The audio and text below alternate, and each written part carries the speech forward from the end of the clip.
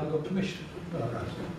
So he said, don't know what you do. He said, you fill it in and we'll forget all about it. He said, yeah, yes, certainly. And then he sent us a bill. He said, if you don't fill it in, we'll charge you £800 plus VAT for filling it in for you. So I said, yeah, maybe I will fill it in. And it took us about 3 days, wasn't it? Yeah, 3 days. So we filled it in about 3 days. And we thought it was a great lost opportunity because there was something within the woods, within this sort of heritage park that could have been included in the heritage of the area. And we thought it was a great shame, but we had a very hurried end series where we dashed about taking loads and loads of photographs and written drawings, and that was returned to that condition to the council's satisfaction. Next, please. And that's to compare it with the earlier pictures where it was completely overgrown and unknown, and now, about 9 months later, it's distinctly known, and it's a missed opportunity. Anyway, because we'd got in touch with the council, shall we say, I did say to Mr. Jobsworth, I just said that we'd like to do more in the woods. We know we've been in the wrong, but we'd like to do more in the woods. We'd like to cover more of the mining sites. Next picture, please. Because at the east end, there is another site which has an equally large brick base, as you can see in the foreground, but it also has significant other remains there as well. Next picture.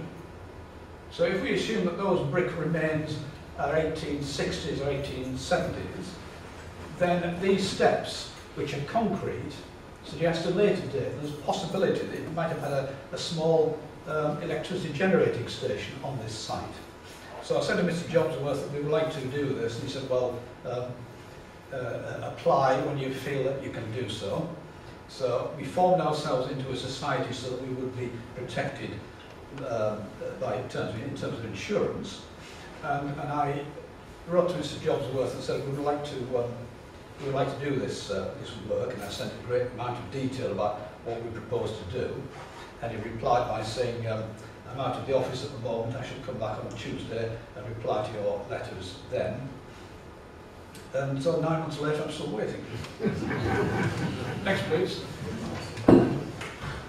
Now, the main winning at the top of Pontac Road are remains of another hauling engine.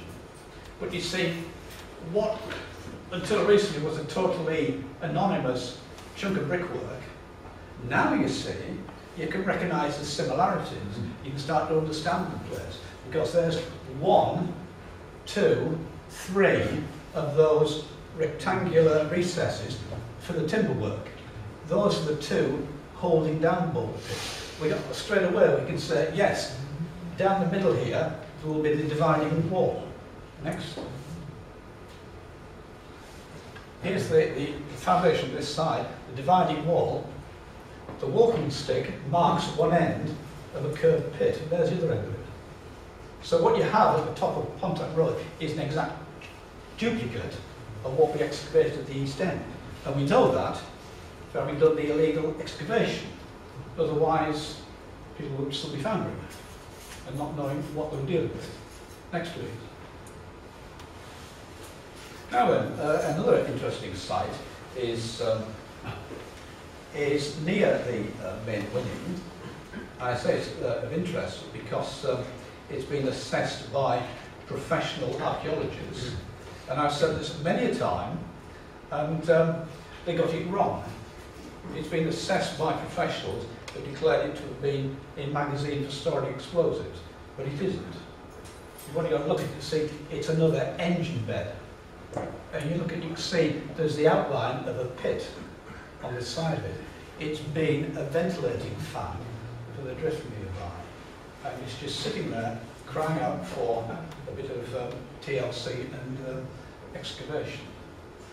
Next, please. Right then, very sorry for tripping in late, Mr. Twig. But Chris Twig here, bless his little cotton socks, discovered that a model had been made in 1862 of the incline, the self-acting incline the main winning at the top of Pontac Road. In fact, Pontac Road is partly the incline. So this model was made in 1862 by Messrs. Pease, who owned the mine, and then was bandied around at various displays and exhibitions, and it ended up in the Science Museum in London, where it was reposes in their store. So Chris got in touch, and he and I had a day's trip down to London, where we went to have a look at this said model. And you can see we were faced with these 3 sections. Next, please. Now look at the bottom section. The fact that you have a nice bit of varnished wood at the end, that's obviously the end of the model. And facing points operated by a point lever here, and the 2 levels suggests it represents the bottom of the incline. It does help with the fact that this is the higher end of the model as well. So we have part of the bottom of the incline. Next, please. The detail in this model is absolutely superb. Remember, this is 1862, this was all made. Don't know who made it or why, or whatever, but the quality of the workmanship is brilliant. Next. Again, the detail of the facing points on the middle section of the model, complete with what appear to be authentic looking slide chairs for standard gauge. Next, please. The upper end of the model, which has this quite complicated track arrangement. And notice how the points here are not controlled by any sort of point lever, which means... Self-operating. Basically, yeah. The trailing points. Okay? If this is the top of the incline, it means that the full wagons came down there and pulled the empty wagons up there through the trailing points. So when those empty wagons were filled over there and went down there, then these empty ones came up through here, so there were trailing points all the time. So straight away you can see how it all worked. Now, unfortunately, these prove that the bigger part, and the significant part of the model, is missing. So, you haven't found it yet, have you? Good man. Next, please. And in 1862, of course, they were still using, to call them a shoulder wagon is incorrect, I think it's really a black wagon, but these were a 3-ton wagon. They were banned by the North Eastern Railway for 1868 onwards, so it's quite authentic for the model. The load in the wagon is distinctly unauthentic, but it's a loaded standard gauge wagon, model of. Next, please. And that's the empty one. Look at those detail of those curved spokes. It's a wonderfully made model. Next, please. So may I say they point out on that film that Hornby made that the Eston mine spokes were. So obviously there were it's a standard, simply a standard pattern. Yes. I thought he was saying it was something specific to the Eston mine. No, it's quite a standard pattern. It must be to do with the fact that it's a cast iron wheel. These are models of tubs, which are absolutely magnificent. And the workmanship and the detail on those is absolutely splendid. It would have fitted, one of those would have fitted in my pocket, but so it was really splendid detail. And those are the models of the pit tubs. Next, please. And unfortunately, the brake drum. Remember, this is a self-acting incline. If the rope came off the top of this drum, then it came off the bottom of that drum. They're both on that one fixed shaft.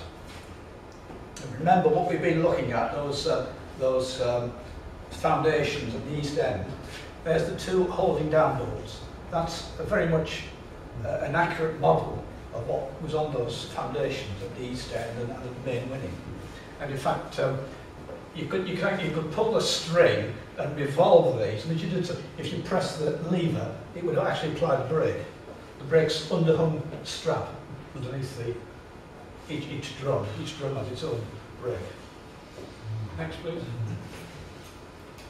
And rather, that gives it to me the impression that it might have been made by a clockmaker or somebody. The quality of the workmanship is brilliant.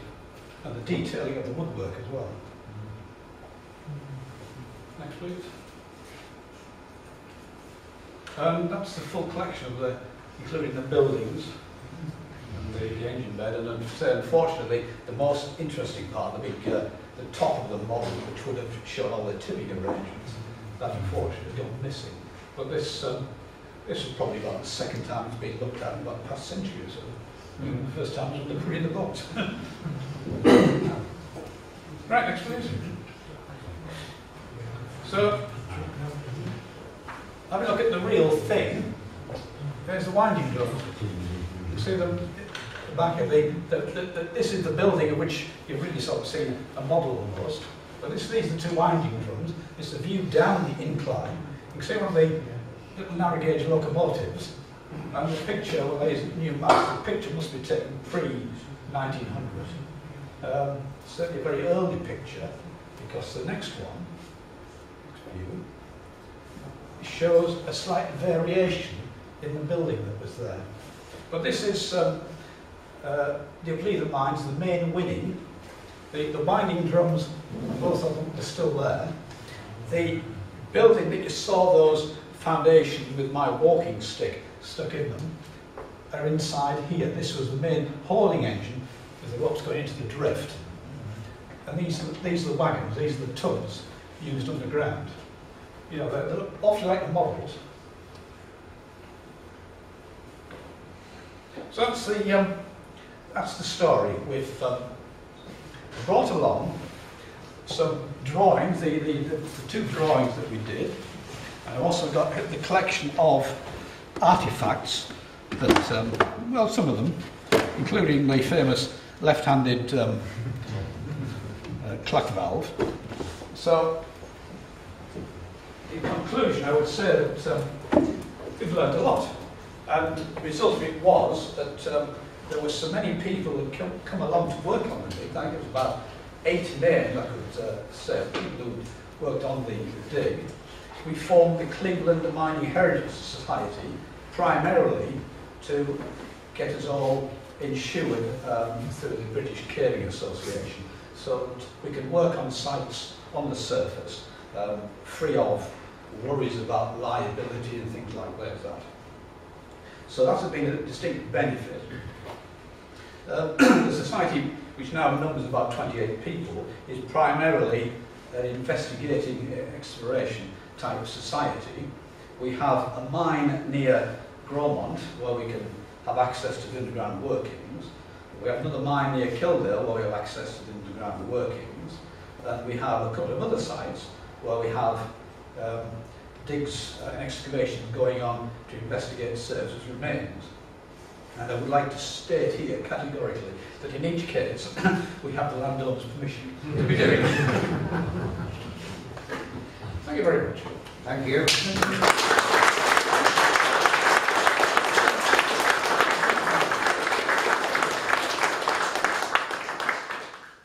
Right, I think they were very impressed with that, and very jealous that they managed to do it all without us getting involved. Some of you were involved, I know. Any questions? By all means, if anyone has any questions. There's certainly these. Well, you covered it all. Could be, you never know. No,